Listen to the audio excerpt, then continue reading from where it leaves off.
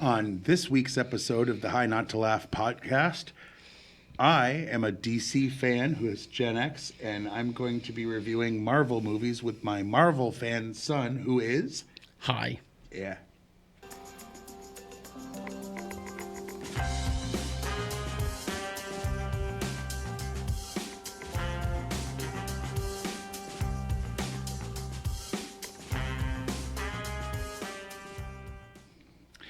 Welcome to the High Not to Laugh podcast.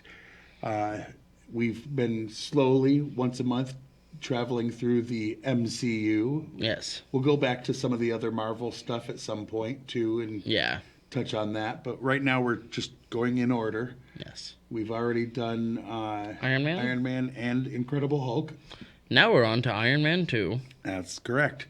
And I like to start by saying what I thought of the characters ahead of time, but I pretty much covered it with Iron Man 1.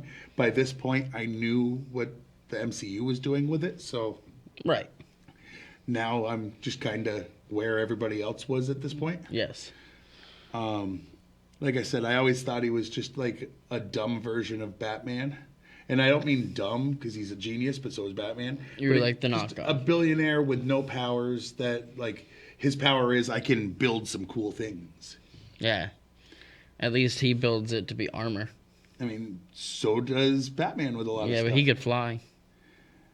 I mean, Batman doesn't fly unless he's in the Batwing, but sure. Yeah. Anyway, that's not really why we're here. We're not talking about Batman today. We're talking about Iron Man. Because he'd lose. So the basic premise is Iron Man is a superhero who has a company that makes weapons, or made weapons, and one of his enemies that he didn't realize was... I mean, he didn't realize that he existed. Yeah, well, he knew that the guy existed. He just didn't pay enough attention to, was doing something and building a suit to fight what? No. Well, he was trying. Yeah, when okay. He goes to Ivan Congress, Vanko, he had no idea about this guy. Not him. I'm talking about... Oh. I'm talking about the guy that ran the other company. You're talking about Hammer?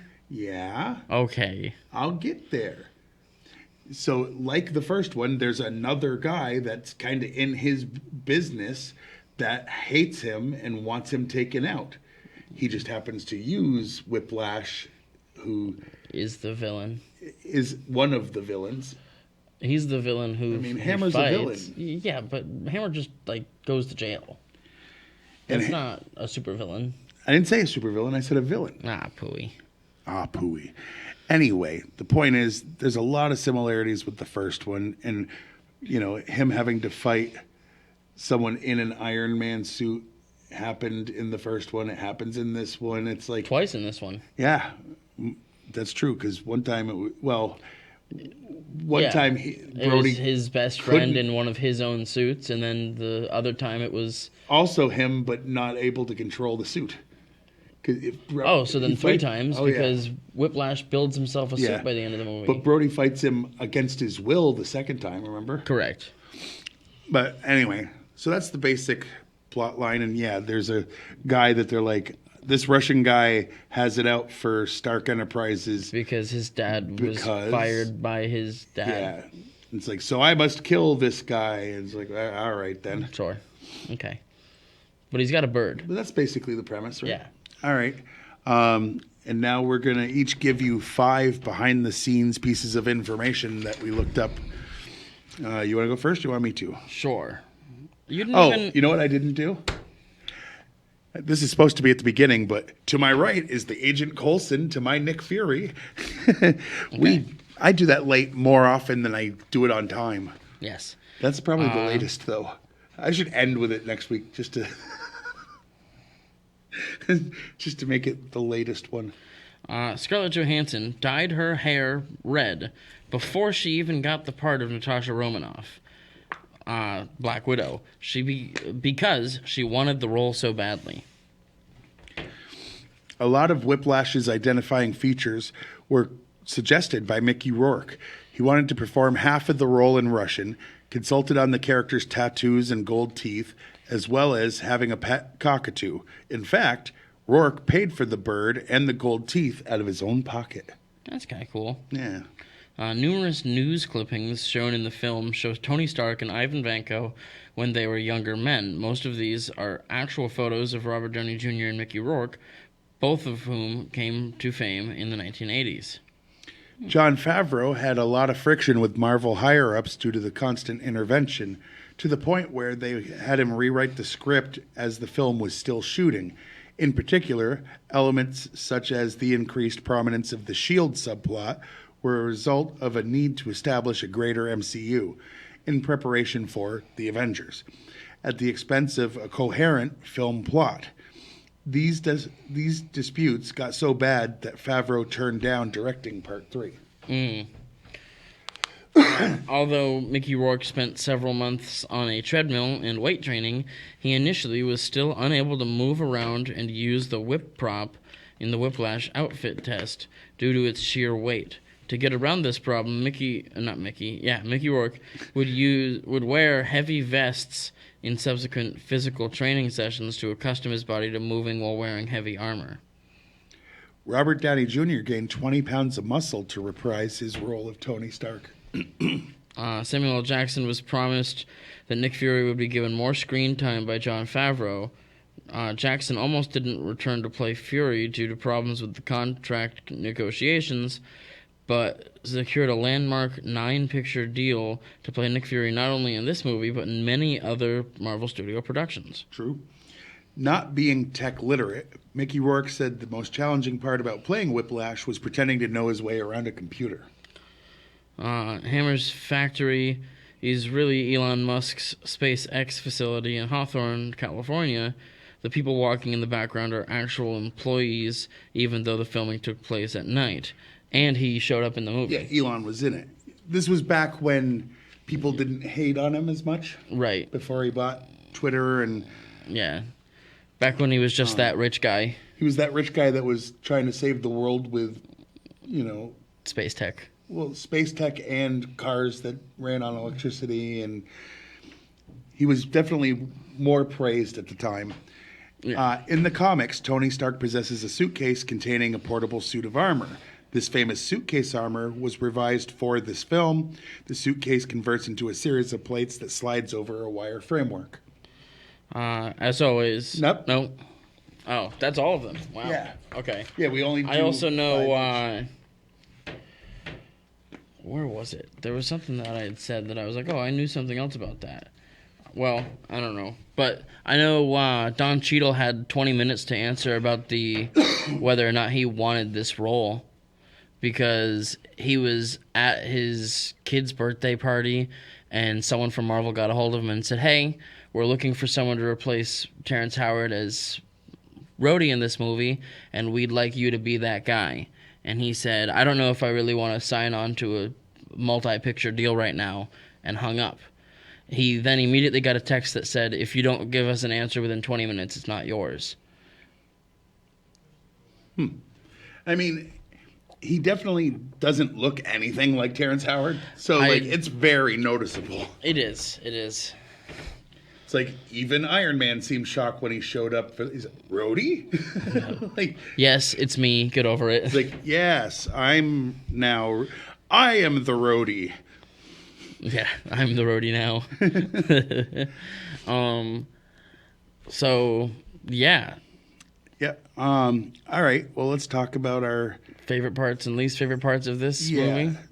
I would say my least favorite part, and I told you this coming in, there's an arc in the comics where he deals with his alcoholism. Tony does. So, yeah, we're going to agree on this one. Okay.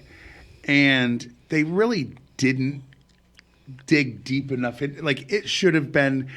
Not its own movie. I was telling him, because of streaming and the way it is now with Disney Plus, not a sponsor, but we're open anyway. Yeah, right. They'll be like, "Oh yeah, the two high people that." Well, they got that new show, High Hopes. But anyway, what was I just saying? Oh, the drinking thing. They could have done now with streaming the way it is, maybe like a half hour or 45-minute. Just special thing in between 2 and 3. If they were doing it from scratch now, right, that would be the way to handle that plot line. It should have been its own half-hour subplot. But it shouldn't have been a 2.5 hour movie, which it certainly wasn't, but they barely touched on it. And Yeah. it deserved more than it got, but it didn't deserve its own movie. No. So a one-off special like they did with Guardians for Christmas and Or like they did with, not Moon Knight, but Halloween. Werewolf. Yeah. Yeah. They absolutely Yeah. They now, if they were starting, they could do but it at over. the time that wasn't a thing. They should have done more with it.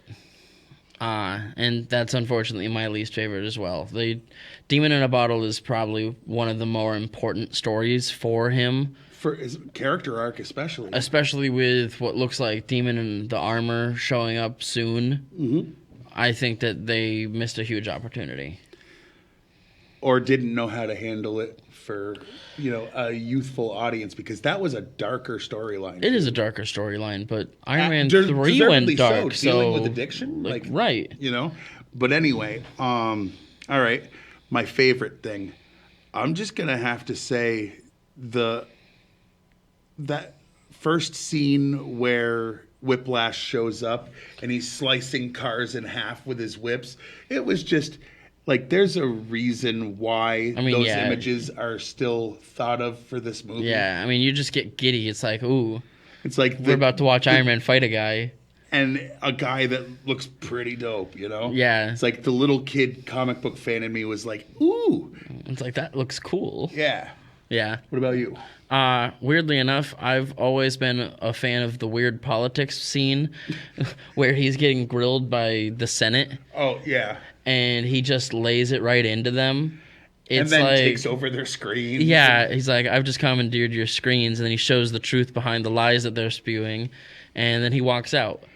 It's like, which ties in at the end when he makes and they give like, him I have a favor that I request, and my goodness, that senator was the one that had to give him his medal. Obviously, with movies that came later, we find out more stuff about that senator specifically, but that makes it even better rewatching this and knowing his true beliefs behind the scenes, that he had to give an award to one of the heroes that would eventually have caused him to get shut down.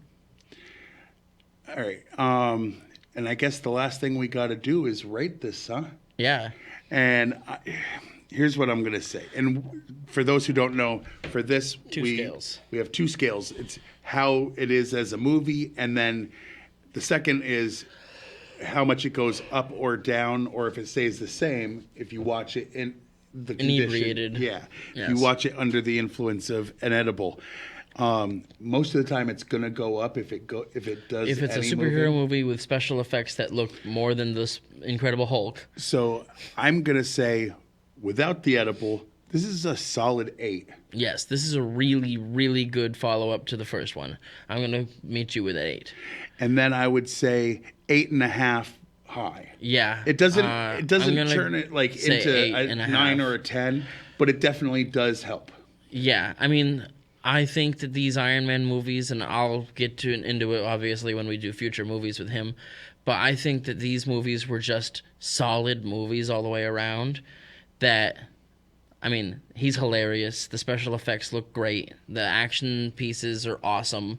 The suits that they wear are super cool. RDJ, he embodies this character. Yeah, like he can't escape. I mean, he's back in another mask. All right. So that's about it for the podcast this week. So, as always, I've come here to chew bubble gum and smoke weed, and I'm all out of bubble gum.